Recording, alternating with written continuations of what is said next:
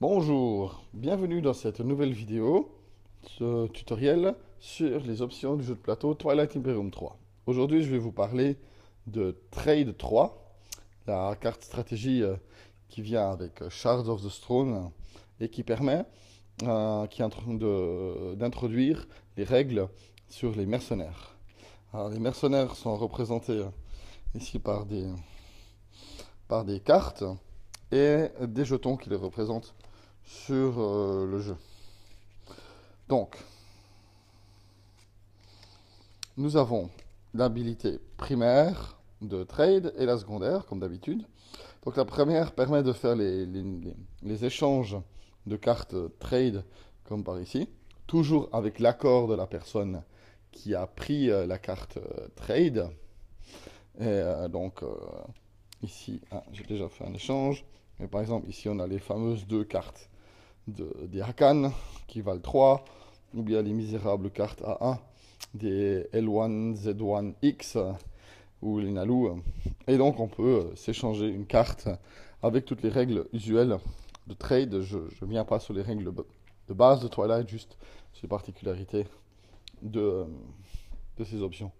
L'autre particularité, donc, c'est qu'on peut directement encaisser l'argent. Donc ici, 3 pour le Nalu et 2 pour le Hakan, plus les bonus de ratio, plus les technologies, comme d'habitude. Et ensuite, on arrive directement aux règles mercenaires. Il faut payer les trade goods. Imaginons que Nalu est un mercenaire et les L1, Z1X ont aussi, le Mindnet a aussi un mercenaire. Ils doivent chacun payer un trade good. S'ils ne veulent pas payer, eh ben, le mercenaire et sa carte sont défaussés, il s'en va. Si les gens ne travaillent pas gratuitement, c'est pire que des avocats. Et ensuite, finalement, la personne qui a joué là, il peut recruter un mercenaire. Donc simplement, on pioche du deck de mercenaires les deux cartes du dessus et il peut en choisir une. Voilà, par exemple, et puis mettre ce mercenaire côté sol. Alors effectivement, les jetons mercenaires, si on les regarde un peu plus proches, ils ont un côté au sol et un côté dans l'espace. Ces gens-là viennent avec leur propre vaisseau et ils peuvent combattre en l'air et en sol, dans l'espace et au sol, donc c'est très très flexible. Ils ont une valeur de combat au sol et dans l'espace et un déplacement. Excusez-moi. En plus, ils viennent avec une habilité spéciale. Par exemple, Murag, s'il est détruit, il fait un dégât à un vaisseau adverse de son choix. C'est une attaque suicide. Et Sarah Crane, elle réduit le coût pour acheter des command counters quand on exécute des habilités, des cartes stratégie. En plus, les mercenaires viennent avec l'habilité évasion. Ça veut dire que s'ils sont touchés au combat, en sol ou dans l'espace, on lance un dé. Et si on fait le score d'évasion ou plus, ce dégât est annulé. Chaque round de combat, on peut que assigner basiquement un dégât au mercenaire. Même s'il réussit continuellement son jet, on ne peut pas lui donner toujours au même. Il faut donner au moins à chaque vaisseau dans la flotte un dégât avant qu'on puisse redonner le dégât au mercenaire. Mais c'est une fois par round de combat. Donc, si tout va bien, chaque tour, il va vous absorber un dégât ou mourir. Au moins, il ne vous coûtera rien.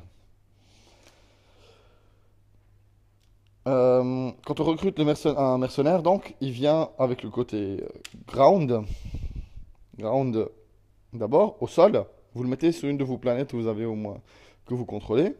Voilà, et vous gardez la carte devant vous. Dorénavant, il peut décoller et atterrir normalement dans les phases tactiques. Quand il est en l'air, il se comporte quasiment comme un vaisseau. Donc il prend un fleet supply quand il est dans l'espace. Il peut atterrir au sol. Il peut participer au combat d'invasion.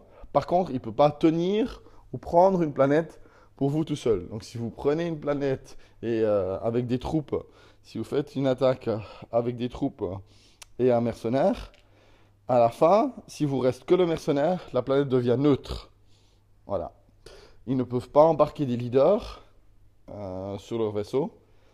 Et, et voilà, donc c'est à peu près tout. Et il vous coûte de l'argent. Et comme d'habitude sur les cartes stratégiques, n'oublions pas la partie secondaire que tout le monde peut exécuter. Pour un jeton de commandement depuis la location stratégique, il peut le dépenser et choisir. Par exemple, si le joueur, par exemple ici, le Mindnet est fâché que les Nalu et les Hakan ont fait un, un accord, il peut dépenser le truc et le casser. Sauf que là, dans ce cas-là particulier, ça ne marche pas, vous allez me dire, parce que Hakan est immunisé. Mais si par exemple les Nalu et les L1Z1 avaient un accord et que la carte avait été jouée par un autre joueur encore, parce que ici avait été joué par les Nalu, et ben les Hakan pourraient dépenser un jeton de leur équation stratégique pour casser cet accord et retourner les cartes. Voilà.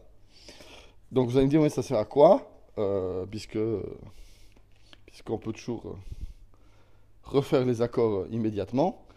N'oubliez pas que même si c'est pas écrit sur la carte, il faut absolument l'autorisation du joueur qui a pris trade 3 pour faire un accord, sauf si vous êtes Hakan ou que vous faites un deal avec Hakan. Voilà, j'espère que j'ai été assez clair et on se voit à la prochaine vidéo. Merci pour votre attention.